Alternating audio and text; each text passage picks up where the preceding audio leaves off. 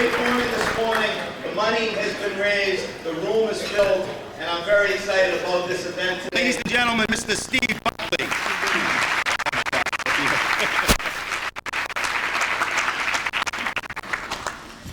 Thank you, Mayor, Council, what do you want this year?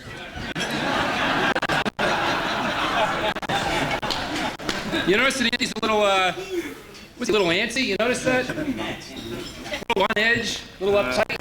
No, I'm relaxed. Not running for anything this year. You notice that? Did some research. First time since 1973, freshman year in Matignon. When was it the last time French you and ran? Latin. I don't know what to say. Every year, I come to this banquet with a whole trunkload of Anthony Galluccio loser jokes. Anthony can't beat Alice Wolf. Anthony can beat Jared Barrios. I'd just like to introduce my mother is here with us this morning. Nancy Galluccio. Mom, why don't you stand up and give a big round of applause to my mother. Thank you, Mom, for being here. Steve, go ahead. Anthony can't beat Alice Wolf. Just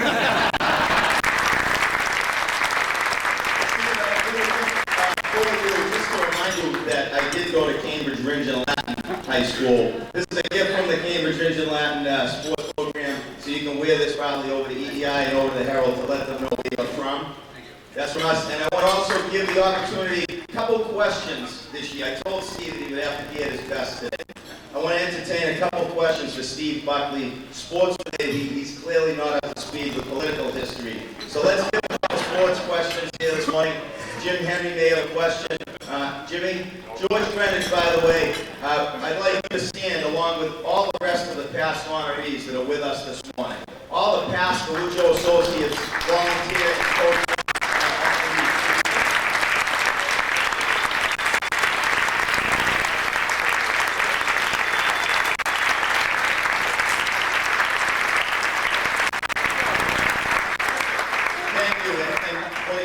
Special thanks to you because you really reached out this year. You're what this organization is all about. We started not just to raise money for youth sports and organize sports activities in the city, but it was to recognize the unsung heroes, and that is you, and we appreciate you coming back and gracing us with your presence this morning. I also want all the student athletes that are here with us this morning, please rise. Big round of applause for the students.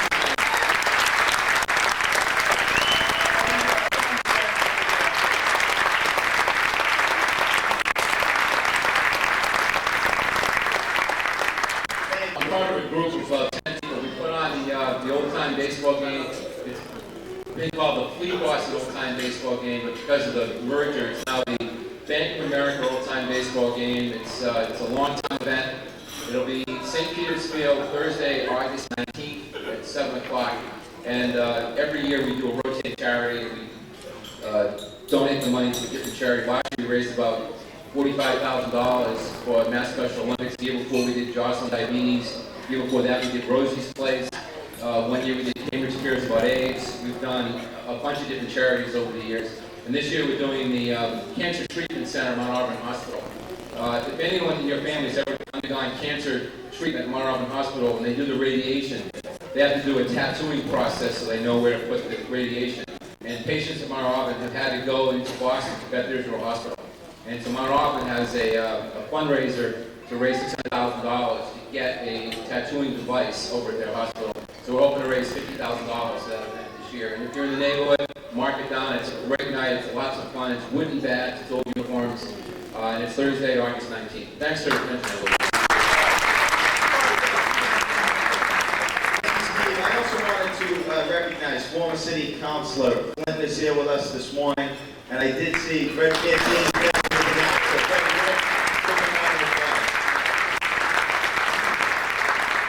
This time, someone needs no introduction with this crowd.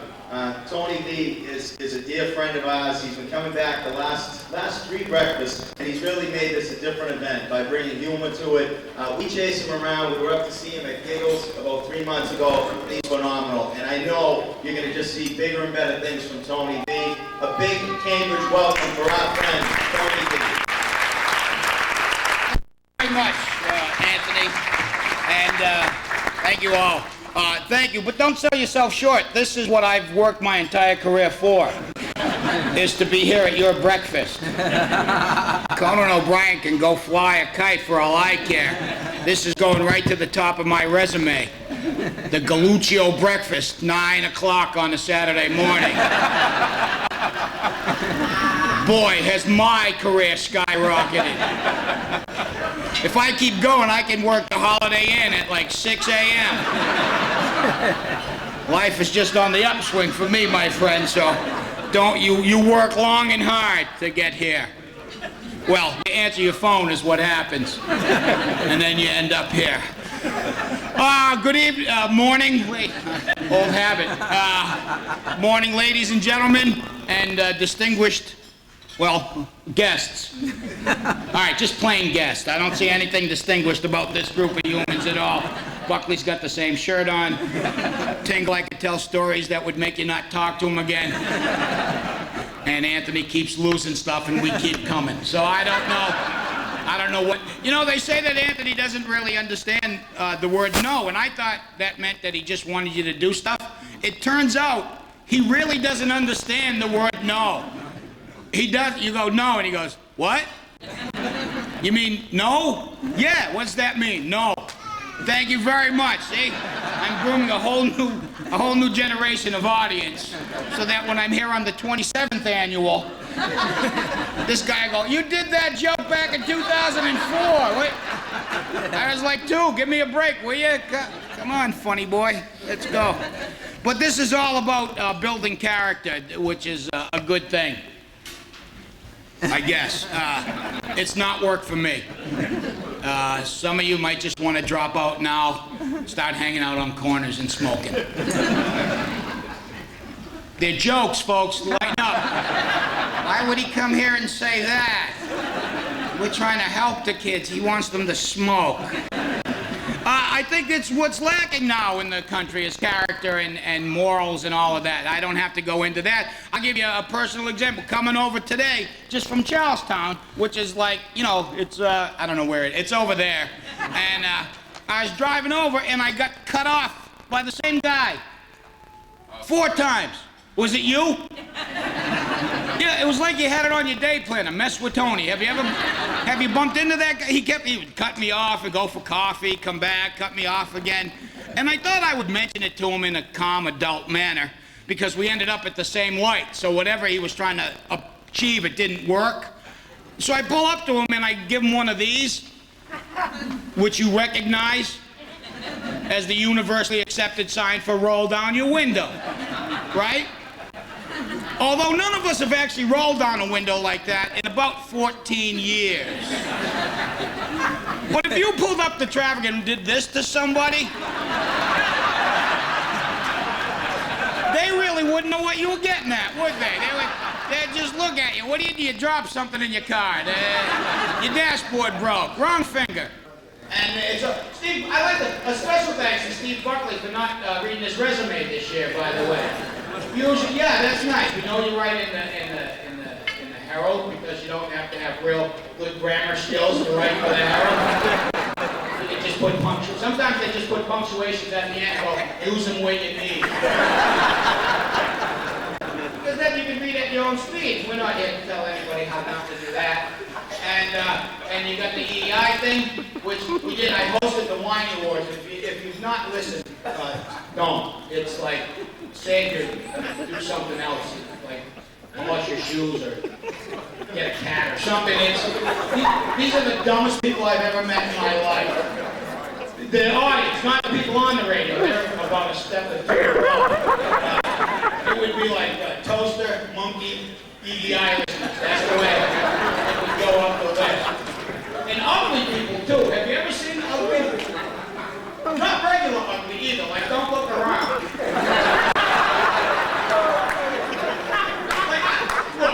I'm no picnic, but I'm symmetrical. There are people at this event where you look at and go, how the heck did that happen? There are people like Picasso would look at and go, nothing I can do with that.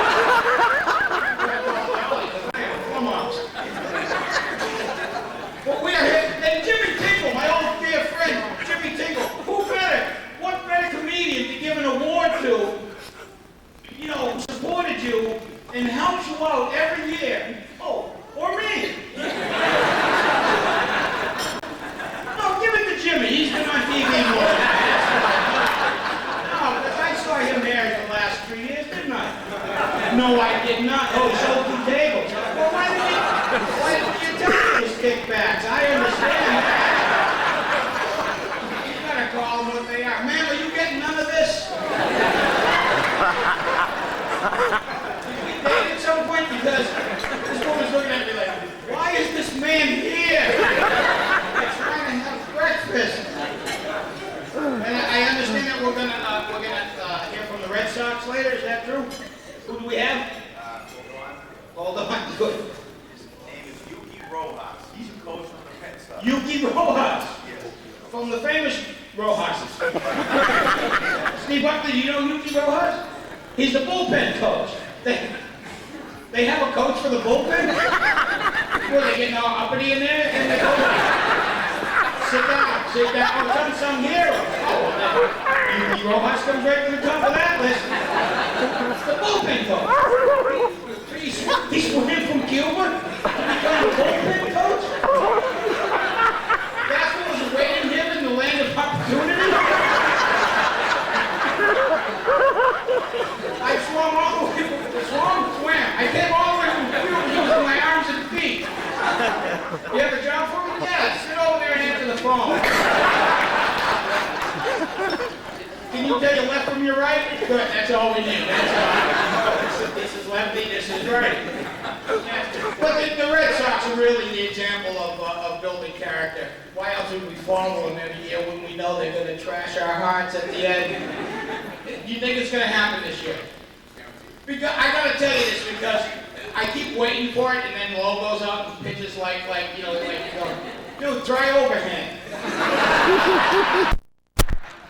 You know, they're not supposed to read the label on the ball on the way in, my friend. You might want to put a little something on that, make it move or roll it or something.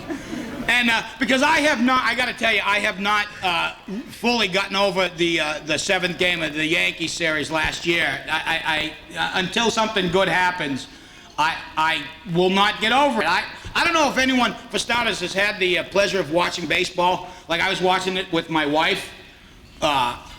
And I don't know if you've ever had the pleasure of watching baseball with someone who doesn't know a damn thing about baseball, but it is some kind of special love. You know what I mean? I mean, we're watching that game, and someone explain this to me. How is it that everyone on the planet knew Pedro should have come out of that game? Everyone on the planet, except for the guy whose job it was to take him out. Do you remember that? I'm sitting there with my wife. She didn't even know his name, and she knew he should have come out. She's sitting next to me going, that little man on the hump looks awfully tired. I go, well, my love, you are very astute, because that little man on the hump is very tired, and that old guy's going to go out and get him, and everything's going to be good. And then Grady Little went out to the mound, and he went back without Pedro, and you go, dude, you forgot Pedro. That's the only reason you went out there was to get, what was he, hiding behind his glove? Or how did you miss him? Oh, he no see me.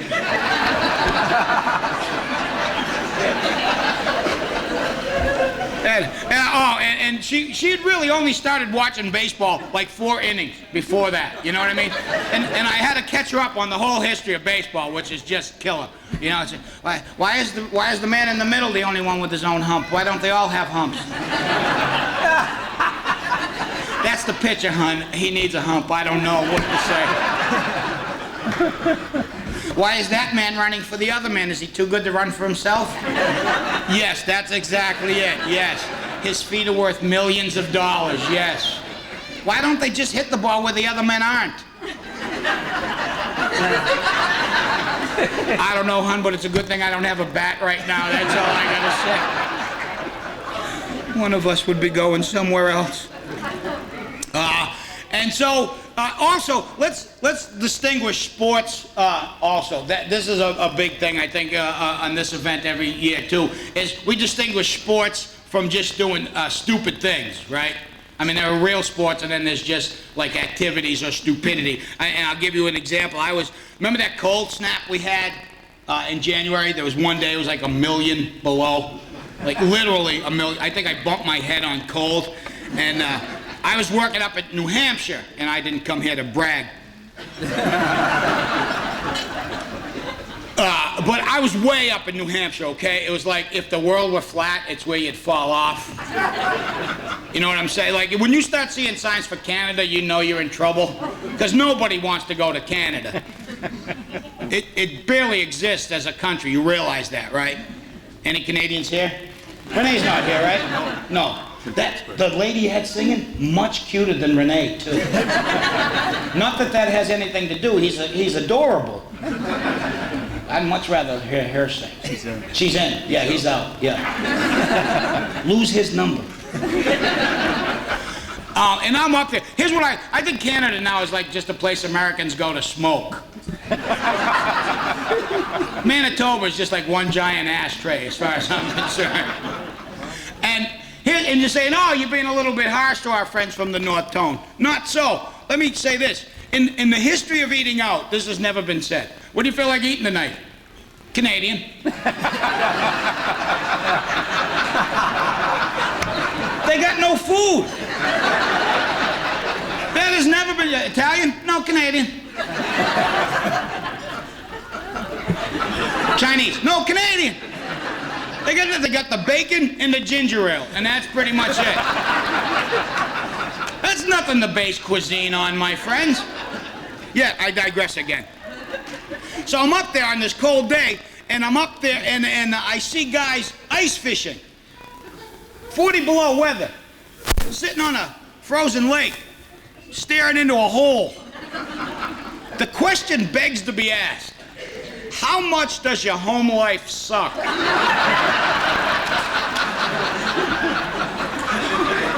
That's a fun thing to be doing. Are you having a good time, Bill? Well, she ain't here.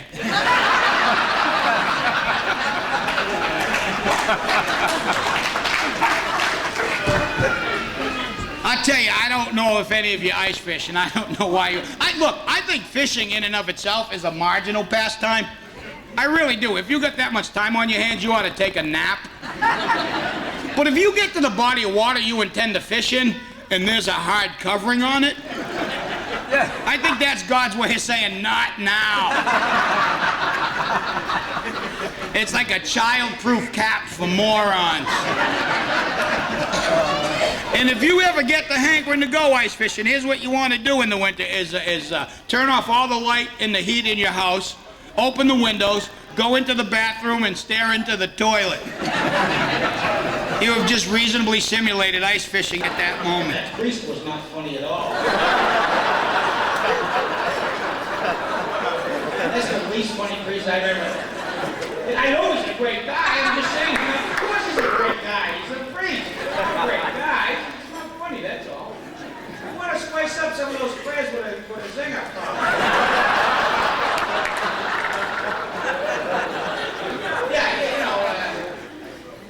Paul goes up to St. John's and pull my finger, something like that.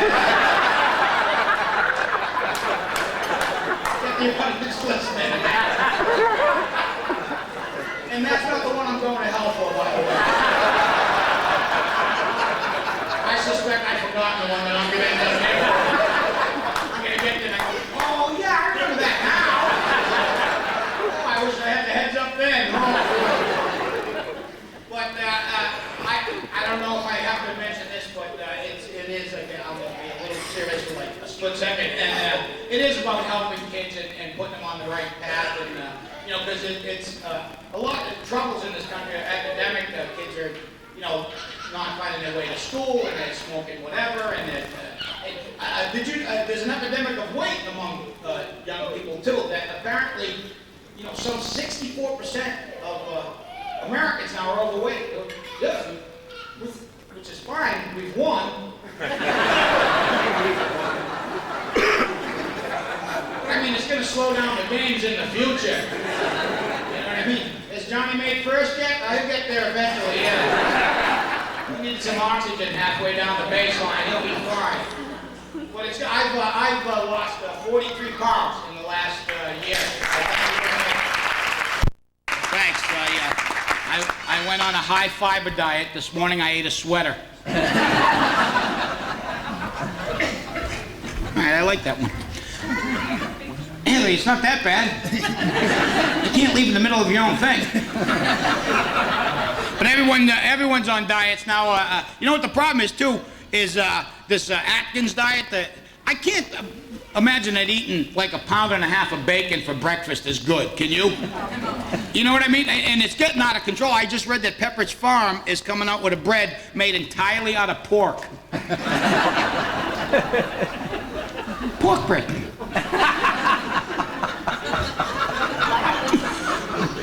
You'll get that one later. You'll enjoy that one about 2 this afternoon. You'll be in the bread aisle going, he said pork bread. That was kind of funny.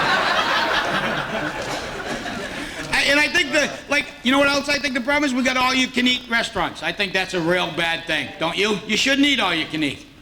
I'm going to open an all-you-should-eat restaurant. I'll just be the bouncer, that's all. Ma'am, step away from the lasagna. You're done. No, you've had all you can have. Come on, move it along, move it along. You're going to thank me in the morning. Sir, put the pudding down. Central Jimmy Matt. That's the problem, too. Like, you ever go to a restaurant and they go, you want a salad? Okay, that'd be great. You go, it's over there, go get it. You have to walk to your salad. That's the healthy part. I think they should make you work for everything else.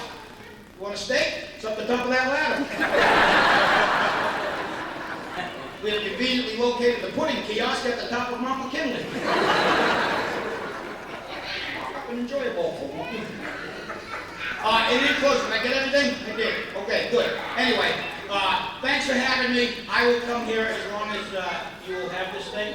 It's very enjoyable, and I can't honestly say that I'm doing anything else at 9 o'clock on a Saturday. Except, of course, sleeping. As I am a professional nightclub entertainer and work most nights. So, but you guys have been great. All these people are very deserving of your love and attention, and I thank you for having me. Great. Thank you very much. Thank you, Tony. Tony has to scoot out because he's got his daughter's dance recital today, so I know he's going to be leaving in a few minutes. And Tony, ballerina. She's a ballerina. I know my mother's going to say, every year, Steve, my mother will say to me later on in the day, why does Steve Buckley pick on you? You're so nice to him. Why does he always do that? But Tony, she never expected that from you. You usually go the high road, and we're a little disappointed in those shots. So, Mom, Tony is on a good list or a bad list this morning? Good list, Tony. You're all set. List, of course. And, you know, you're old enough not to be going to your mother to get you out of jail.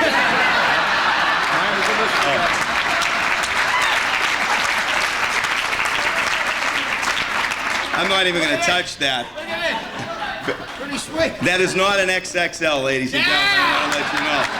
That is a medium. It's a medium. That is a medium. No, it's not, is it? Steve wants to know if he's on the good list or bad list, Mom. Mas or minus? Mas or minus?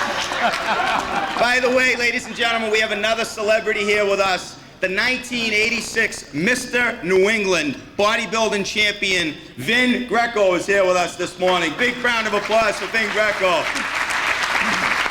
love this character. I just made that up.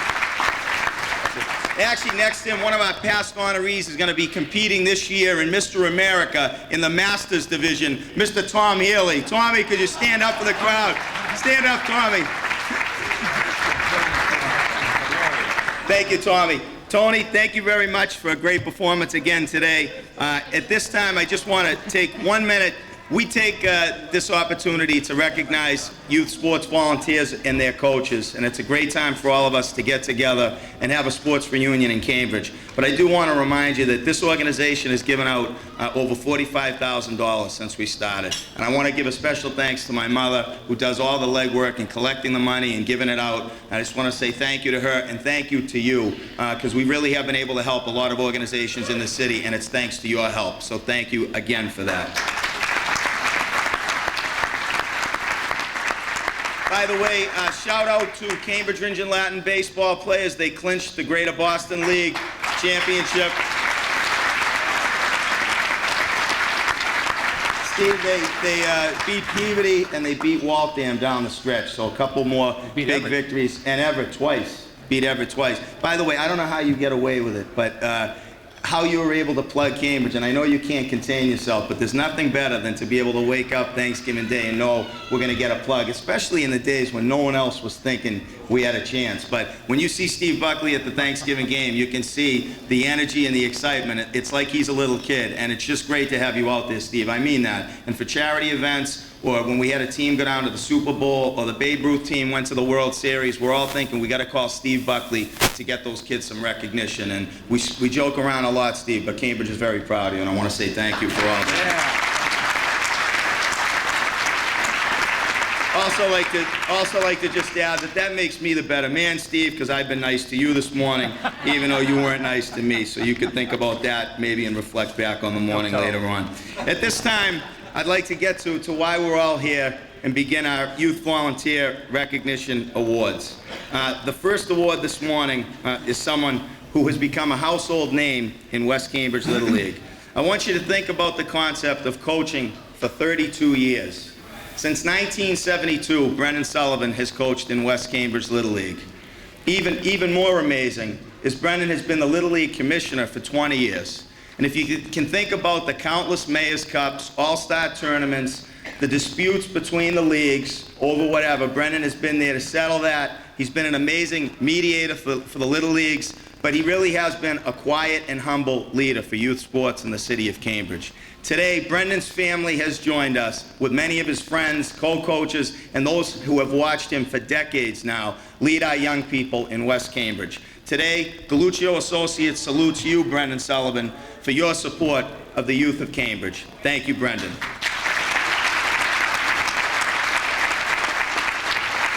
Joey.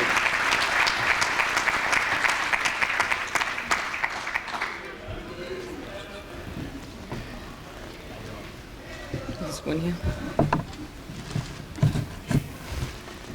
This is almost like going to Cooperstown.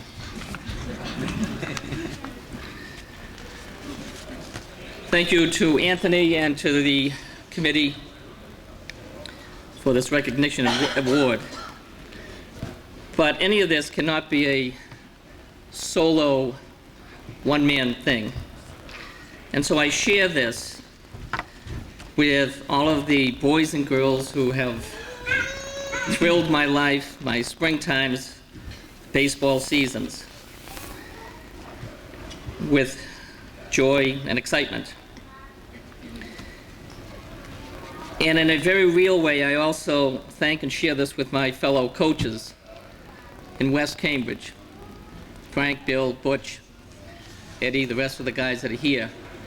Louis, because not only are they great competitors, the minute the first pitch is thrown, they'll beat your head in. But after the game, we're friends. They're great kid people, and they're great baseball people.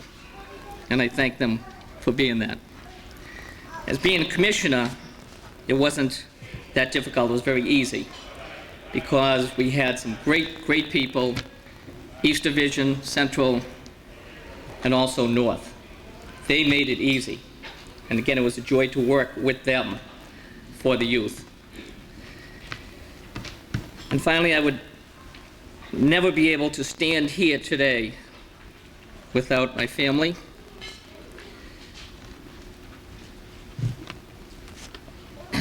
All my sisters, my brother who actually got me on this odyssey many years ago when he said we are starting a couple of new teams and you're the coach of one of them.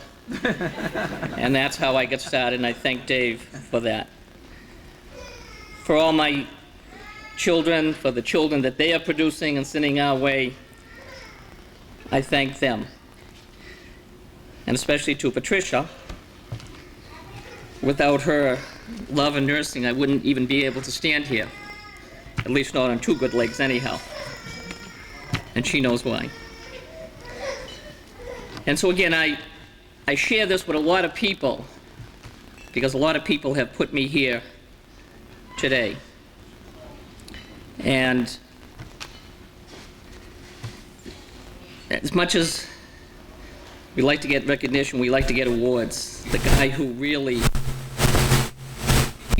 put this all together was Anthony. And when I was commissioner, year in and year out, we run 2 tournaments. There was always one phone call that I got, and that was from this man here who would say, "Brenda, is there anything you need? Let me know." And it's just between you and I. Nobody has to know about it. And that's what this guy does. I thank all of you people for being here by supporting him and make all of this possible. And as Buck says, no matter what he's running for, let's run with him. He's a great guy. Thank you.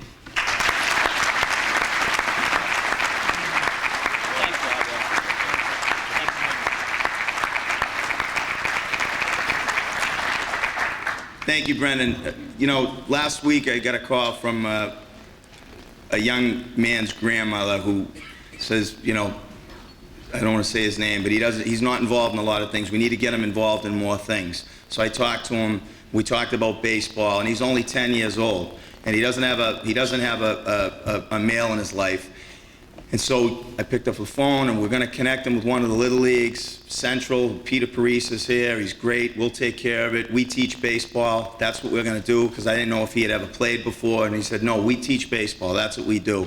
And I just want you to think, you know how lucky we are in Cambridge to be able to know that you can send a 10-year-old kid or a 9-year-old kid to any one of the Little League divisions or over to Pop Warner or girls softball to the light basketball league and know that that kid's going to come home safe and is going to be well taken care of and be guided by good role model adults. We're just very, very lucky to have all of you. And Brendan, you certainly have been that in West Cambridge for many, many years, and we want to say thank you. I know that your brother, David, is here. David was the player agent. Steve, you'll like this. I don't know if you remember. He was player agent for Babe Ruth League, too. But David was the guy that if you were going to get, most of you probably don't know this because you weren't moved up from minors to majors off season, but he was the one who would tap you on the shoulder and say, you know, young man, you've been selected by, you wouldn't know this either, so I don't know why I'm looking at you, Steve. You're going to go up to the majors or in the middle if you were 10 or 9 years old. And so David, like, to me, was also like this legend because he was the one who would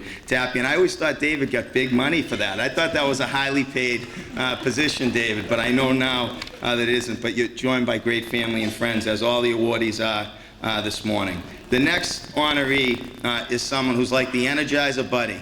Every 10 or 20 years in youth sports, somebody comes along that you just see everywhere. And when you go over to North Cambridge Little League, within about 10 minutes, you'll see the same person cooking sausages, coaching, apples, and going around with some trivia quiz to raise money for North Cambridge Little League. Aside from being a coach since 1996, she works with kids on a full-time basis in North Cambridge. But she has been the premier fundraiser for North Cambridge Little League. She's been the premier booster. She's received the Volunteer of the Year award from North Cambridge Little League. It's her quiet leadership and her always positive attitude that I think is makes her such a great role model for the kids of North Cambridge. And I just want to say on behalf of Galluccio Associates, Carolyn Rodriguez, we recognize your work. The kids thank you, and we say thank you to you today.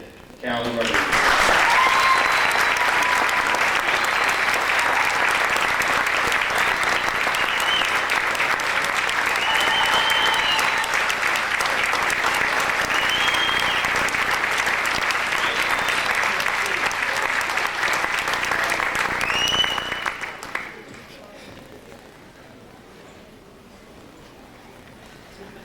I just want to start off by saying that everyone who knows me knows that this is really difficult for me to be up here right now. So I'm comfortable speaking in front of a large group. You would think that after all those school committee meetings that I'd be a pro by now, but I'm not. Seriously, when I received the call from Anthony, I was truly shocked, as Anthony confessed to. After hearing his speech about the annual breakfast, I just figured he wanted me to buy tickets. And as the conversation went on, he proceeded to acknowledge some of the work that I had done in North Cambridge. So being a fundraiser myself, I know this pitch. I figured he wants me to sell tickets. And I figured I could do that too. Then it came to the part of the conversation informing me that I was chosen as one of the honorees at the breakfast. and everything went silent, and I almost dropped the phone. Anthony probably thought we got disconnected, and he asked if I was still there. And I responded with, yes, can't you hear me blushing? That is what this moment is for me right now. The past few weeks have been quite an eye-opener. I never really stopped to think that as much as I am the first to praise people for what they have done, people around me have been watching some of the things that I've done and accomplished on my own. I've been blessed with the gift to work with children, and it truly is a gift. Whether I'm in the gym, the classroom, the after-school program, my summer camp, on the baseball field, or just plain walking down the street of North Cambridge, I feel extremely blessed to be part of such a great community. I'm pleased to have this opportunity to thank the team. This is where I turn the floor over to them. To all the minor league Cubbies and Fitzgerald Bulldogs out there, we have a saying in North Cambridge, once a Cub, always a Cub, once a Bulldog, always a Bulldog. There's nothing better than a former student or player coming down to the field to report to you how things are going, or picking up the newspaper and tracking their progress. That's my award. Now I would like to thank the support team around me for the strong woman in my life. So please stand as I call your name. Payback. My mom, Carol,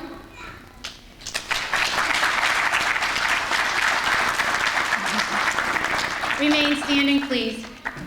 The strongest woman I know, I love you. My mother-in-law, Natasha Rodriguez. My godmother and friend, Kathleen Sullivan. They all insisted that they come tonight, so I figured I'm going to put them back on the hot seat. My sisters, Catherine, Karen, and Tina. And my nieces, Alicia and Crystal.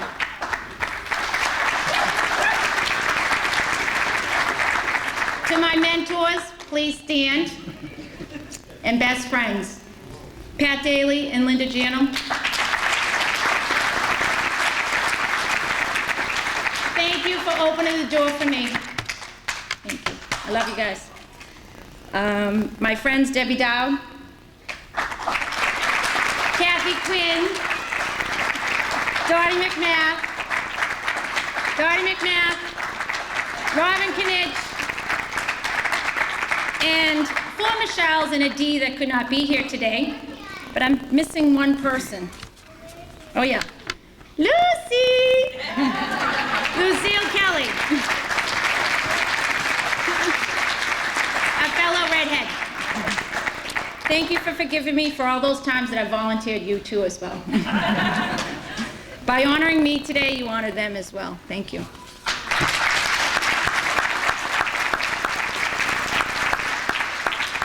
Now for the men in my life. My husband, John.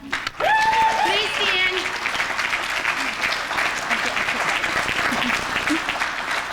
Who, in February, we celebrate 20 years together. My childhood sweetheart, who's always believed in me and has the patience of a saint. My sons, Johnny and Tommy. My real-life trophies in life, they're the reasons why I'm here today. I stand, my dad, James Sadler, and Frank Daniel, who have always been my personal cheerleaders. My nephews, Brandon, Justin, Jay, and Dave, who I'm so proud of.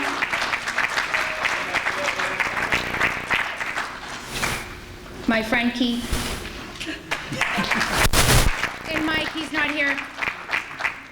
And one more. My good friend, Paul Costanza.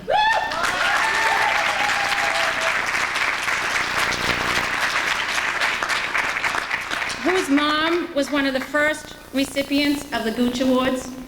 I'm proud to be in her company, as well as Linda Janel, Billy Newcomb, John Crowley, Mike Bennett, Ed Samp, Laurie Pierce, Chuck Mountain, and David Kill. A true representation of North Cambridge and its baseball.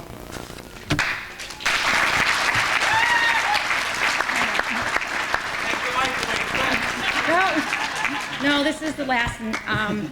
I want to dedicate this award to my brother Jimmy, who died at the age of 29 of lung cancer, who always believed that someday I would become my children's Little League coach.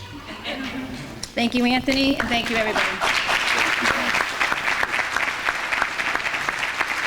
We have another energetic young lady with us. Carol has a special place in my heart because I've known her and her family for a long, long time. But she actually is intertwined with Galluccio Associates because when she started the Light League, she'll never say she started the Light League, but when she started the Light League, it was when we were first starting out too, and she reached out, and it just seemed like such a great idea because we always had great boys basketball in the summers in Cambridge. Cambridge was known as really a legendary city for its basketball for young men. And Carol wanted to get started the first basketball league for young women in the city. And she did that. I think this was her 10-year anniversary. Is that right, Carol? This year, it's been a huge success. The number of young ladies that participate goes up every year, and it's really been a centerpiece for us in the summers in Cambridge. She also, if you want to catch her this time of year, you'll find her over at the YBA as a volunteer. And last year I was at the YBA banquet, and the kids love Carol. And she just sits there with that little smile on her face, connecting with all the kids and making them each feel at home. She's been an amazing role model, not only for our young women, but for all our young people in the city. Today, Carol Thomas, Galluccio Associates, says thank you to you. Carol Thomas.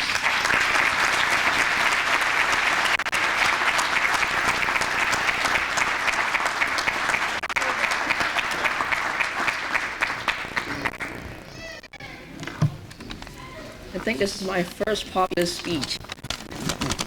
Besides talking in front of the girls who I actually worked with throughout the years.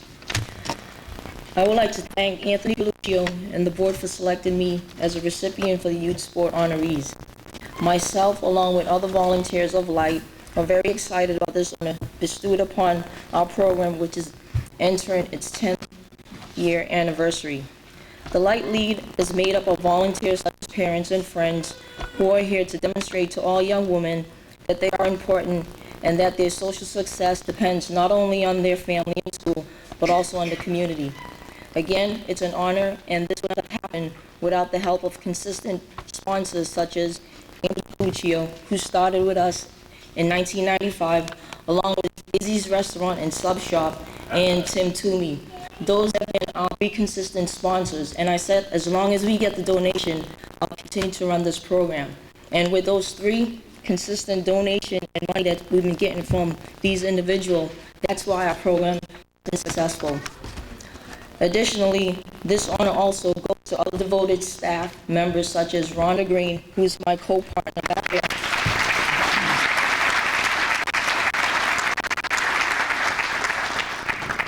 Charlene Sturgis Blake, she's not here. Ophelia Dockery, Beatrice Ortiz, and also Benjamin Barnes. We try to keep Benjamin Barnes down on the low, but he's also a founder of the Light League. And because he's in a political end of it, we try to keep him on a down low. But he's also with our program. I want to thank everyone for the support and also for all the girls participants who are over there.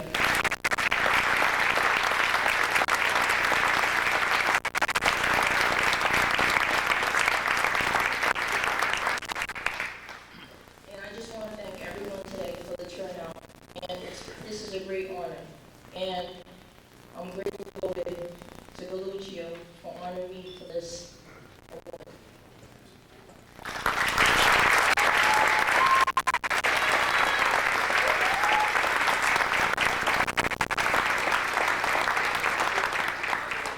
Thank you very much, Carol. I want to also give a big welcome to Mayor Michael Sullivan, who was just here. There he is. Michael Sullivan, thank you.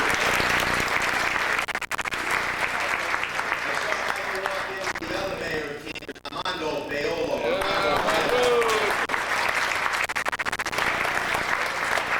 when Kwame first came here, the big question was, is he really that good? Can this guy really be what we think he is, and when's he going to leave?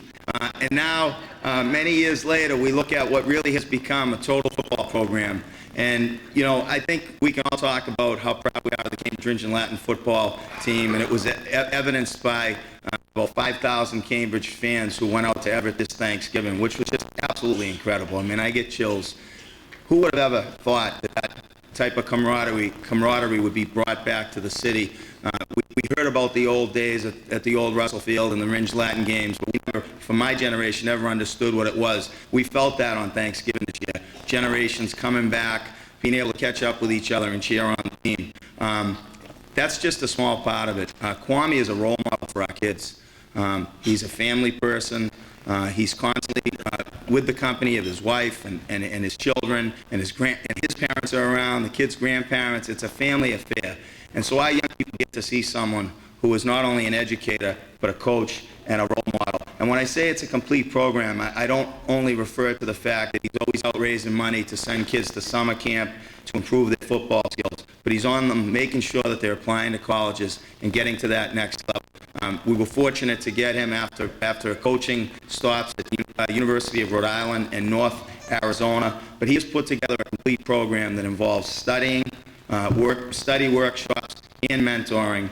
And you can see when you go to visit this team, the maturity and the sense of responsibility that these young people have. I visited the team last year before the Thanksgiving Day game, and I said to him, I've never seen a group of young people that were as focused and mature as this group of young people. And I really think he's not a yeller, he's not a screamer, he doesn't get up and make new Rockney speeches, he leads by example, and I have personally seen what that can do for young people. Kwame Dixon, we want to say thank you to you, and with our hopes and prayers that you are here leading our young people for many, many more years in the city of Cambridge. Kwame Dixon.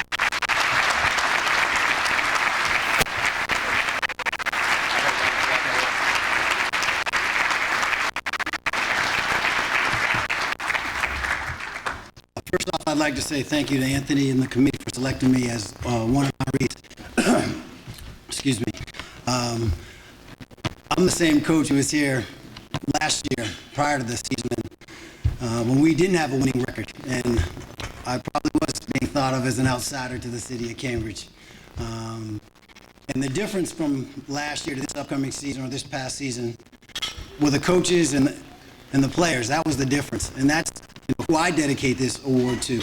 I'm just the one who has the target on his back, but it's through their efforts, their commitment, their belief, one in each other, and two in what the coaching staff is trying to do, that has led to our recent success, and hopefully our continued success.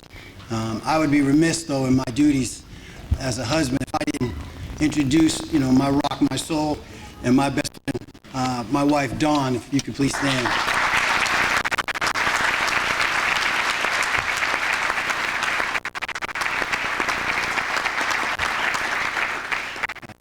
Though she probably would never claim it, she's the one who kind of got me into coaching. I was watching my cousin play football one day, and I was up in the stands, and he was playing, and like a typical parent who doesn't think their son's getting enough time, I was yelling and screaming at the coach, and put him in, give him more time, you don't know what you're doing. All the things I've heard since I've been in Cambridge. And I guess I was a little loud and obnoxious, but she said, if you think you can do a better job, do it, but otherwise sit down because you're embarrassing me. So I sat down, and that planted the seed, actually, for me to actually get into coaching, and I owe her everything. Thank you very much.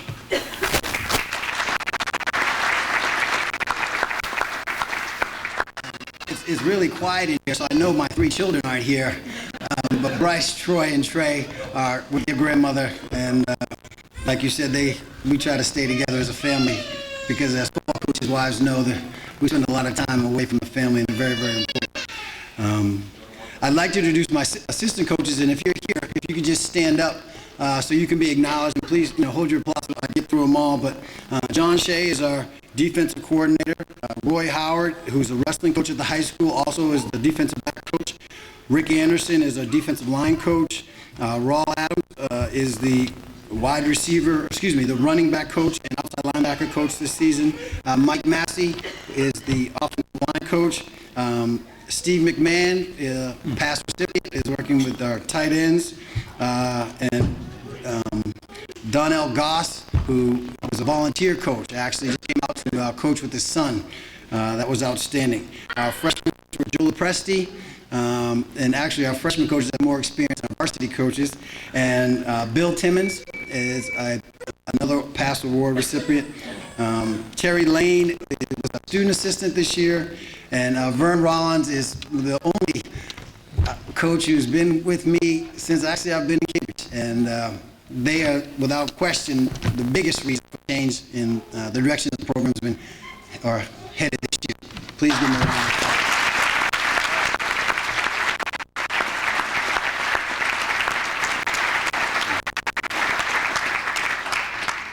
Though I can't mention all of the players who've meant so very much to me over the past 4 years, I do want to recognize at least the captains from last year and the upcoming captains for this year. And again, if you're here, if you could please stand. From last year, Theo Fedora,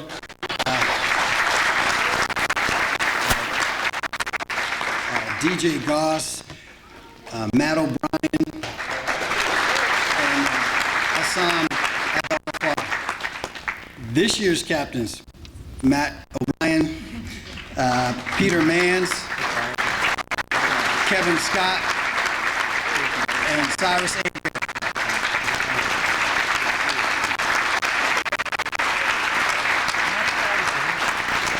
As a coaching staff, the kids expect a certain responsibility for you to teach them, and how you do that, and how you motivate them. But it's when it's their peers who get on them.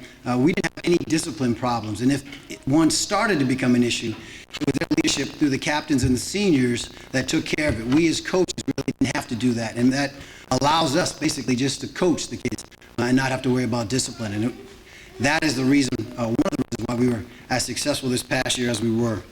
Also, there's a few other people I'd just like to recognize. Bill Bates. Bill Bates. He had the courage to hire me, and I wasn't out from my nowhere. I'd never been a high school coach before. I was a college coach, and Mr. Bates had the courage to hire a guy who wasn't from Cambridge, didn't know anybody, just lost his job. We all got fired from University of Rhode Island, and I want to thank you for giving me the opportunity to be able to stand in front of everybody here today. So thank you, Mr. Bates.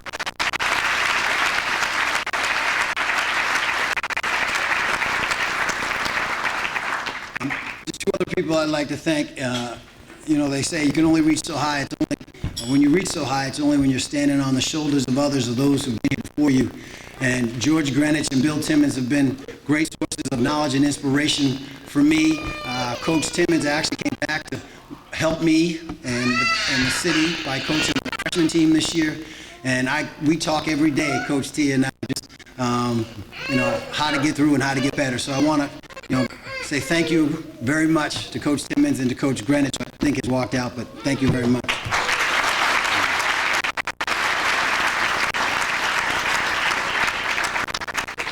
And finally, I just want to thank the fans, family and friends, and members of the community who have supported and continue to support us as we strive to get better as a football team. It was, without question, one of my greatest thrills. One, for us to have beaten PBD this year, because we, as a city, whether it's Ringe or Latin, or Ringe and Latin, we have never beaten football before, and I didn't know that till the school historian had told me this was the very first year in the history that Cambridge had ever beaten Peabody. It was my first time beating, or our first time since I've been the head coach of beating Waltham.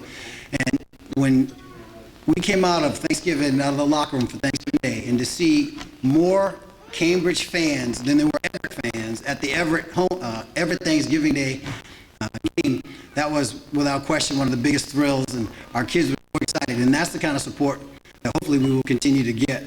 And lastly, I just want to relate a story that my wife actually heard, and she was sitting in the stands at the Thanksgiving Day game, and a father was there with his son, and the son leaned over to him and was like, "Dad, why are we here? I'm only 4 or 5. We don't have any kids in the high school. Why are we actually at this football game? He didn't play." And the father leaned over to the son and said, "Because we're from Cambridge, that's why." Thank you.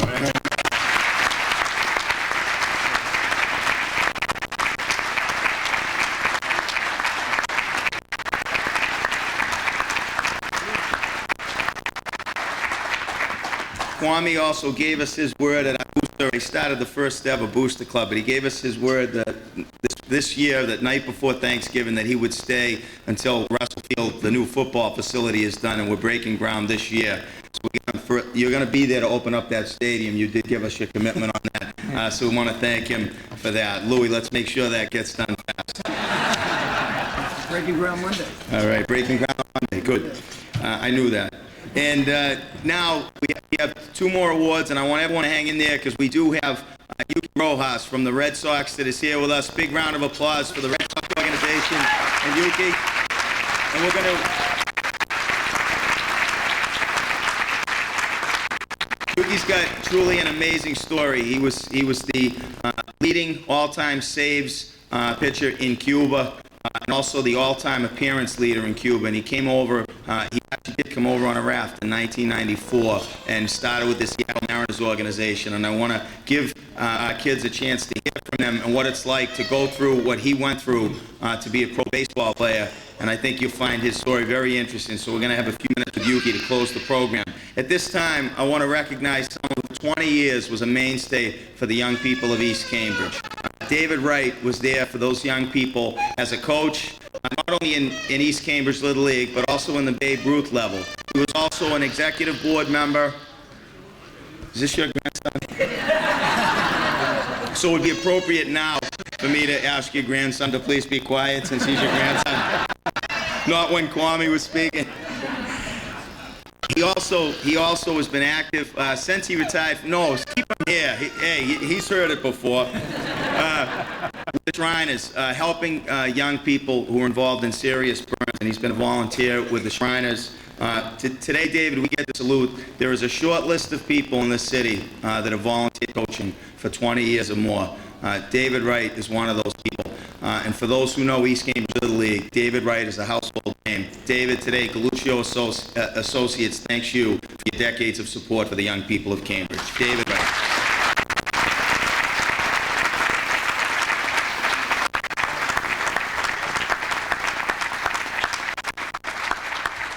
Thank you, Tony. A lot of what I would like to say has been said by that have preceded me, but I would add a little bit more to that. This is the first time, and it's been said by others also before me, that I've been acknowledged for having had some fun. I had a lot of years of having fun working with the children down in East Cambridge and throughout the city of Cambridge. I couldn't have done it without the support of my family, who are seated here in front of me. I just would like to publicly acknowledge that I am very proud that they have followed in my footsteps, because a lot of them are involved in sports within Cambridge volunteering also. And to the young people in the audience, I'd like to share and talk specifically with you folks that if the opportunity ever occurs in your life, volunteer. You never know who you're going to help, what kind of a role model you will set for yourself in being recognized by who you may help along the way. As over the past year or two, we've learned through sports that the win-win attitude of some people have marred really what sports represents. And being a volunteer and working with youth, you have the opportunity, yes, to give them the path to win, but you have the greater opportunity to share with them the reasons for winning by giving them the right approach, the right attitude to think, to know what you're going to do regardless of the sports you are participating in. You have to be prepared how to react, whether you're a hockey player, a baseball player, a football player. What will you do when that football or that puck or that baseball or that soccer ball is sent in your direction? And it's the reaction of your effort and the team's effort, the other players on that platform of performance, that really is the key to winning. It's not the bad attitude. It's not the drive to win. It's the reward for thinking. And I think that all of you young folks, if you do have that opportunity to share with someone else that someone has already shared with you in your livelihood thus far, you'll have the greatest reward in life that can ever be given to an individual. So please, boys and girls, volunteer and have fun. Thank you.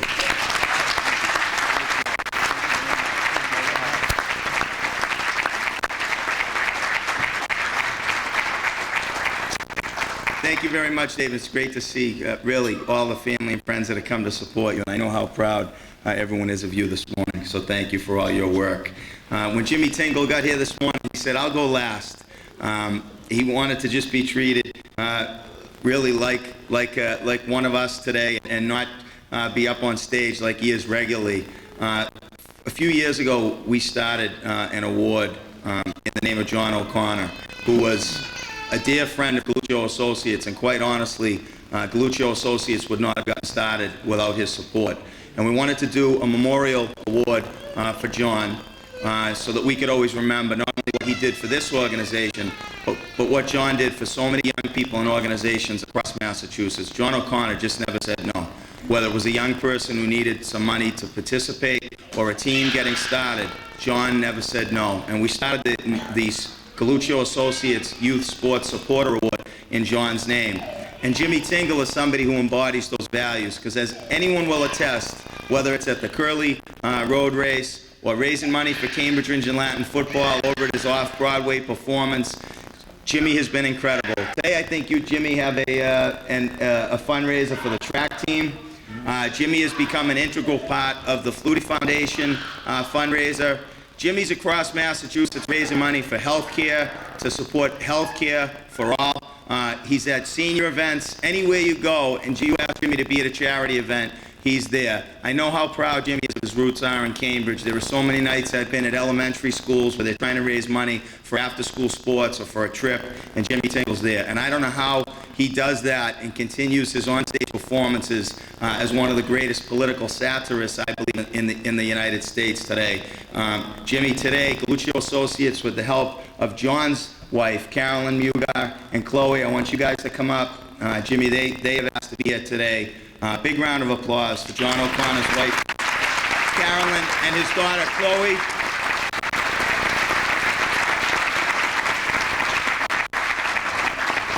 And I want to ask Carolyn to say a few words as well on behalf of all of us.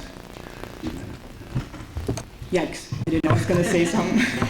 Jimmy, you and John were not only great friends, but I think you were great mentors to each other. And it's not that he would be proud of you, he was proud of you when you had your friendship together and spent so much time together. And he was pretty funny himself. Anyway, I'm very proud to be part of giving this to you with Chloe, John's daughter. And I want to just say that you do embody so many things that other people should follow. You never say no. You open your heart and your skills and your resources to everybody. And I don't know of anybody that shares more, and I'm very proud of you. So we want to...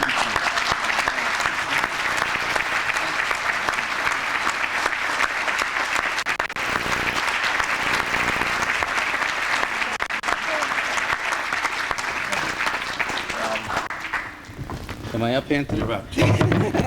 Hey, brother. Thank you so much. Thank you. So how about it for Anthony Galluccio, ladies and gentlemen? Thank you so much, Carolyn and Chloe, and thank you, Johnny O. That's right. Johnny O'Connor, his spirit's in here, in this room this morning, ladies and gentlemen, and I was proud to have Johnny as my friend. And we worked a lot together, and we played a lot of basketball together, and he would do anything for anybody. So it's great to be here, and I'm extremely grateful for this award today. I got to tell you, I'm not used to being serious. I'm really not. So I'll try my best. Anyway, let's see. Where do we start? I'm going to keep it short and sweet, folks. Sports is great. It keeps a lot of kids out of trouble. I'm one of them. That was a joke. But the great thing about sports is, in this city, I mean, I look around the room and I see you kids in the football team and the track team and the baseball team. You're going to meet kids now that you're going to remain lifelong friends with. And that's great. I look around the room, I see Keith Barnett. I see Michael Pridham. I play football with these guys, folks. Now you're saying, Jim, how does a man that looks like Bonnie Rubble play football? Well, you play carefully. But I see, and Laurie Pierce over there, great to see you guys. I see my friend Sean Murphy, who I started playing basketball with in high school in the parks around here in Cambridge, and have remained lifelong friends with. Jackie Costello, I see him there. It's beautiful to see these guys. Jackie and I played at the Cambridge Y when he was a member, and I used to sneak up the fire escape in the early 70s. And the Cambridge Y is one of those institutions. It was beautiful to hear you this morning, Carol. You know, the Cambridge Y is one of those institutions that just brings out the best in people and establishes a place for kids to get the energy that they had out of their system in a legal way, ladies and gentlemen. You know, because let's face it, when you're adolescents, we got a lot of energy, and sometimes we want to do the wrong thing. And with sports, it puts you into the right frame of mind so you can use your energy in a positive way.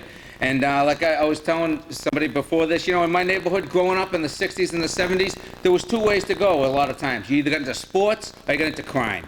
And the kids in my neighborhood, we got into a little of both, you know.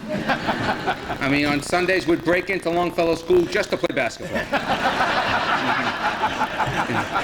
And even when the cops would get there, they go, they're only playing hoop, let them go. So it's those types of things that sports brings to people. And I look around the room and I see parents, folks, and I want to thank my mother and father for, you know, they let us play sports. They encouraged us. They brought us to games. I look around the room, I see my cousin Wally DeGug and his wife Janet DeGuglielmo. I see what they do for their kids, Wally and Michael and Philip, playing going every Little League game. Every Little League game for 10, they're in the pros now, 10, 20 years. They've been going to games now. And my brother Gary and his wife Janice, incredible powers of example. You know, they go to the games, encouraging the kids, just being there, like you folks, being there for one another. And the time and the effort it takes to do that, you know. And that's love, ladies and gentlemen. That's the personification of love, and that's what I see in the parents in here. And my mother and father the same way. My father would drive us to basketball games and take us to the Waltham tourney when we were in high school and play basketball and gave me, you know, we'd really sacrifice and say, you know what, all right, you don't have to, you know, work this summer, you can play hoop and practice for the Cambridge Latin basketball team. Because, like I said, when you're built like Bonnie Rubble, it's not easy. It's not easy to play professional high school basketball. I'm a little ahead of myself. And it was before Cambridge Rindge and Latin merged, so I have to cover Cliffy Grace every year. And if you those who know Cliffy Grace, he was 5'5", and he was the leading scorer in the Suburban League, ladies and gentlemen. My job was to cover him, and that was not an easy job, so I needed to practice a lot, ladies and gentlemen.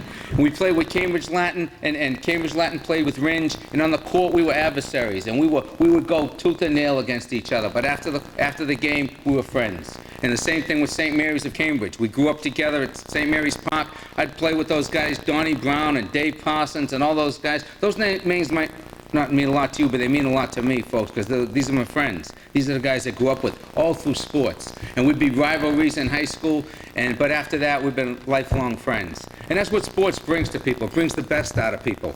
And I can't say enough about Johnny O'Connor. The guy was there for everybody. Environment, labor, politics, always on the side of social justice, always on the side of helping people. And this award is fantastic. But there's more. Coaches. The guys that are coaching, sacrificing. Stevie McMahon, the coach is here. I know it's not a well-paid position, and a lot of times it's not even a paid position. Volunteerism and helping people and not getting paid for it. What do you get paid? You know what you get paid for? This is how you get paid for. You get grace. So I know, I coach t-ball.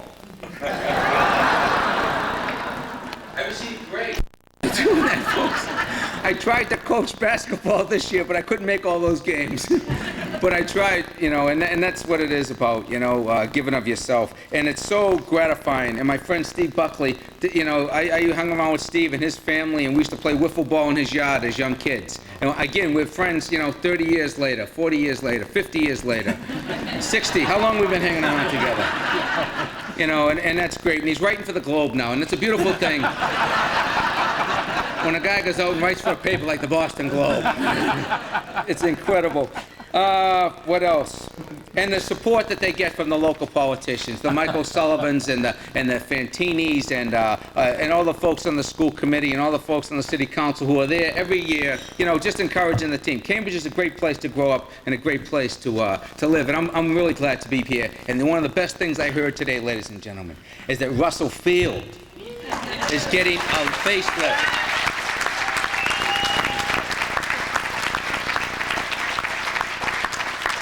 And that's a beautiful thing, Russell Field. And I just want to acknowledge Tommy Courtney and Mr. Clinton and my friend Mr. Harding over there, and you know, all these guys that we grew up with playing, and all the kids in the sports. And if I missed anybody, I'm sorry. But I was so amazed that Russell Field is getting a facelift, ladies and gentlemen, that I may have missed some people here, because I have to tell you that when we were going there, the bathrooms didn't work, and so we had to use Jerry's pit. I think that's about it. Oh, and you meet all kinds of classes of people, ladies and gentlemen. The great thing about sports, it brings people together across racial, religious, ethnic, cultural lines. And we play basketball in Summer League, Cambridge Summer League folks, and sometimes we'd end up playing with guys from Harvard and MIT in basketball. And it was beautiful playing with guys from MIT, ladies and gentlemen. You know, kids from working class Cambridge playing against MIT. And you could always tell the guys from MIT playing basketball, because when they wanted to know the score, they'd say, "What's the differential?" Thank you so much, and thank you to Anthony Galluccio.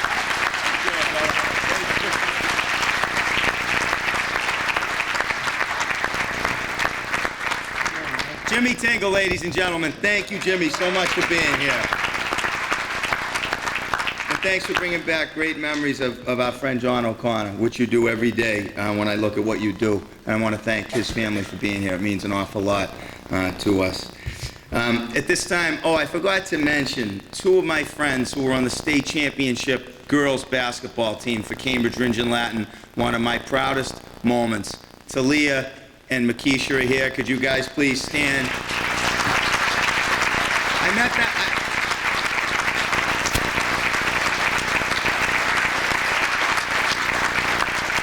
met these girls when they were at the King School in 8th grade. They were so mean to me. They said, "Why does the mayor want to talk to us?" And now they call me and say, "What's up? What are you doing?" And they came, even though the prom is tonight, and they have hair appointments today. They're here. So I want to say thank you.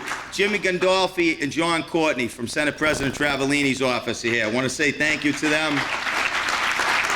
I want to say thank you to the one-time, all-time, not all-time, leading rusher in the country. Keith Barnett is here with us today. He's been a big help to us. I want to thank Brother R.A. for putting us on video so this can last forever.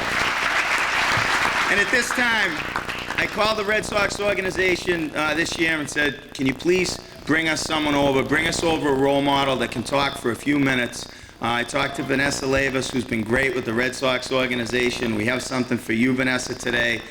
In 1994, Yuki Rojas got on a 15-foot raft headed for the United States of America to play baseball. He was one of the best pitchers in Cuba at that time.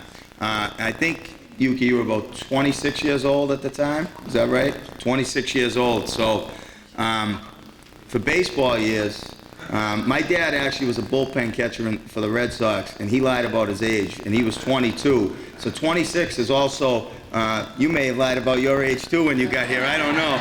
But you were truly following a dream at that age to still believe that you had a shot at making the pros, and you did. And so this is somebody, what I'd really like to hear maybe a little bit about from you today, Yuki, if you could, is how difficult that experience was how baseball played such an important role in that decision, and also how baseball has affected you through the good and bad times in your life, and now as a coach with the Boston Red Sox, how you impart maybe some words of advice to players that maybe aren't the star players on the team, but the players that are out in the bullpen or coming up and down from majors and minors, and how you get them to hang in, and how you can let people know everything you went through and maybe how lucky they are and the breaks that they've had being starting out in this country and not having to go through what you went through. So today, Galluccio Associates is very proud to welcome Yuki Rojas, coach for the Boston Red Sox.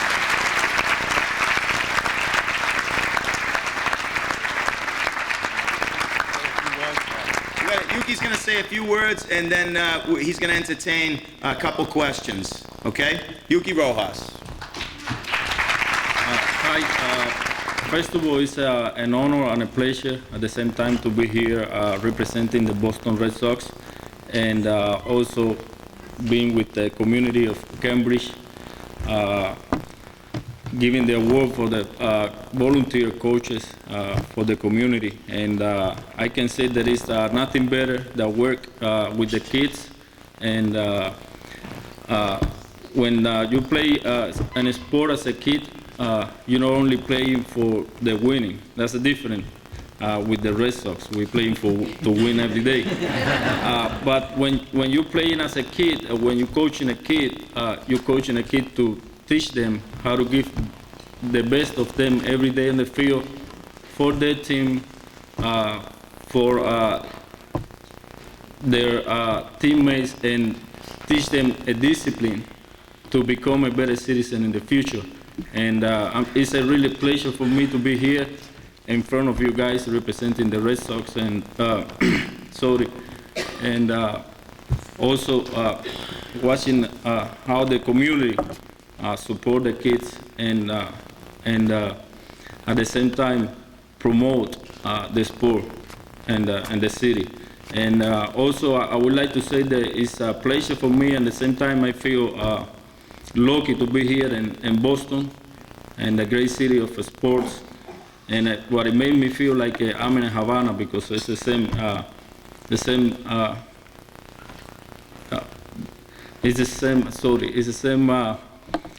the people here in Boston have the same feeling for baseball that people in Havana used to have, and it made me feel like I'm at home. Thank you.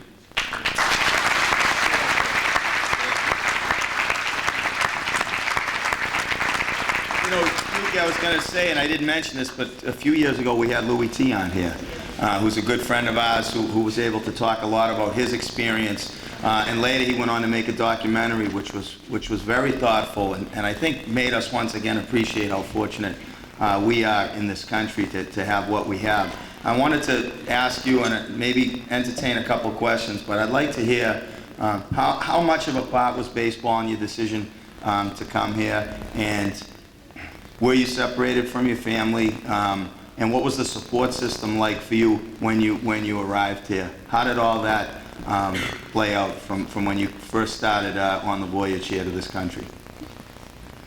Well, I have to say that the main reason why I came here to the United States was looking for freedom, and it's not a better place in the world to find freedom. And I'm very lucky to be here, and I'm honored to be American citizen right now. And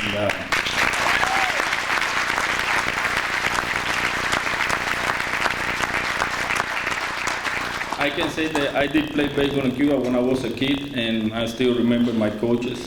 And I would like someday that we have in Cuba the same thing that we have right now here in the United States. And that's why it's so exciting for me to be right here in front of you guys talking. Because looking at you guys, it remind me my land, my coaches, my parents, and baseball is great, and but the more important thing that a man can have in the life is a freedom, and that's something that we don't have in Cuba, not even freedom to speak, and that was the main reason why I came to the United States. And I thank God for allowing me to be here in the United States, and also I thank the Boston Red Sox for making me part of this great Red Sox nation. And yeah, it's unbelievable. It's something that you have to be in to know what it is. It's a great feeling. And like I say, I remember when I played baseball in Cuba when I was a kid, and I still remember my coaches. And it's something that I will never forget, and I'm sure the kids, they are sitting here today, and they will never forget the effort and the time the coaches, the volunteers put on them. And even if none of them make it someday to the professional sports, you guys already are winners, the coaches, for the effort and for the gift that you guys have for the kids every day. Thank you for that gift. And I hope that some of the kids, they make in the future professional baseball, professional sports, soccer or football. And I hope at the same time that you guys always don't forget your coaches, remember your coaches, and always be grateful for the effort that they're giving you guys right now. Thank you. I think Steve has a question I was to say. You know it's a sports town. On the front page of the Globe is Johnny Damon's getting a shave. That kind of says it. Steve Buckley. No, I actually had a question. You guys all remember the big brawl between the Red Sox and Yankees in Game 3 last year. This gentleman was actually in the Red Sox bullpen, right? When the what's your perspective of the Karam Garcia, Jeff Nelson with the attendant with the rake, and they started beating him up? Do you have a good view of that? As your attorney, Yuki, I will tell you that. No, but I will answer. And we were lucky in the bullpen that we didn't have a chance to see what was going on the other side, because obviously if we were to see that it was a ground screw that was getting abused, we would have jumped over the fence and would have been different.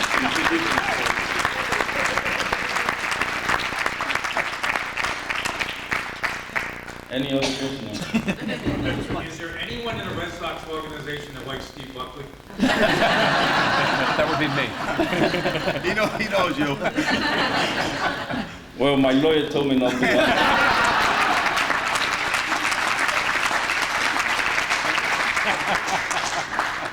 Do you make the final call whether or not a guy's ready to go into the game? It has to be in a case where I see that the guy is getting ready for the game, he's not feeling good or not throwing the ball as good as he usually do it.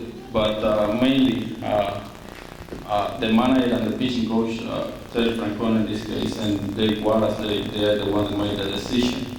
And my job in the bullpen is to be Dave Wallace, the pitching coach, right-hand man, and helping in whatever I can do over there, and make the pitchers feel comfortable and gain confidence every day to get in the game.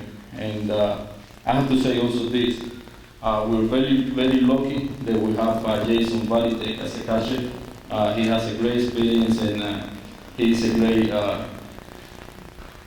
he's a gladiator behind home plate, and he gives every day 100%, and it's something that I'm always remind my pitchers in the bullpen. You go over there, you trust Jason, and make sure that we're lucky that we have him back there, and I think that that's a big part. But my main job in the bullpen is to be a Dave Wallace right-hand man.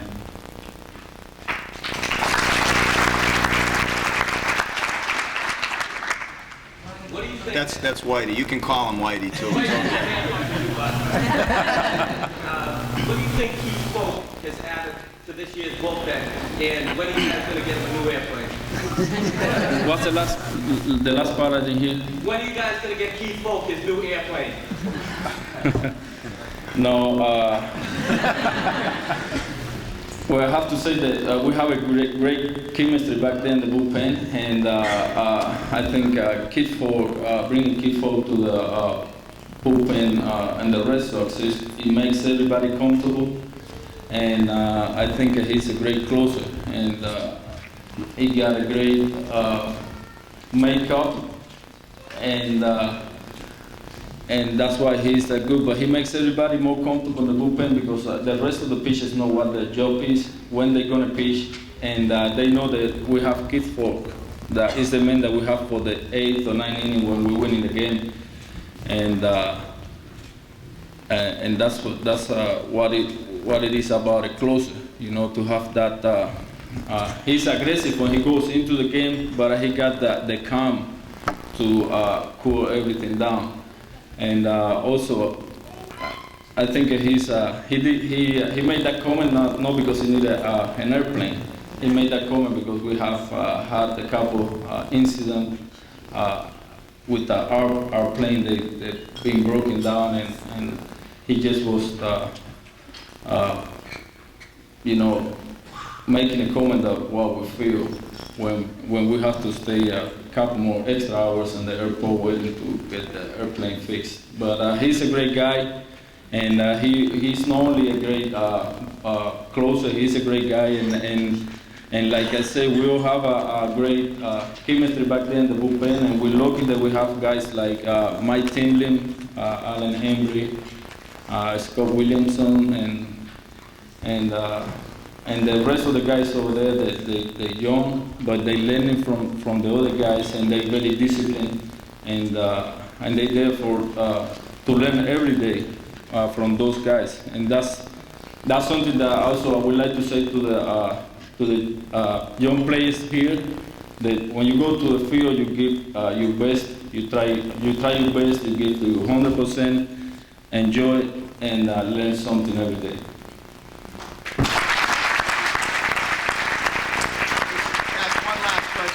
Can you name for us one of your coaches that when you were growing up in Cuba that helped you, maybe say thank you to that person when you're 12, 11, 10 years old in that age group? Yeah, sure. I can mention a couple of them. I can mention Antonio Jimenez, Giovanni Gallegos.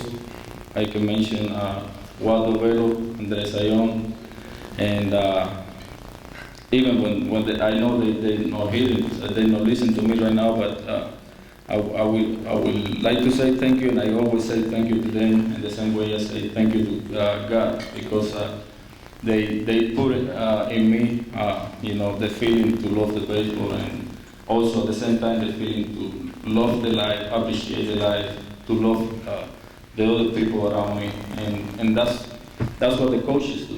And that's why I think you guys are great, and that's why I say you guys are already winning, because you're developing a better citizen for the future and a better citizen for the United States. Thank you.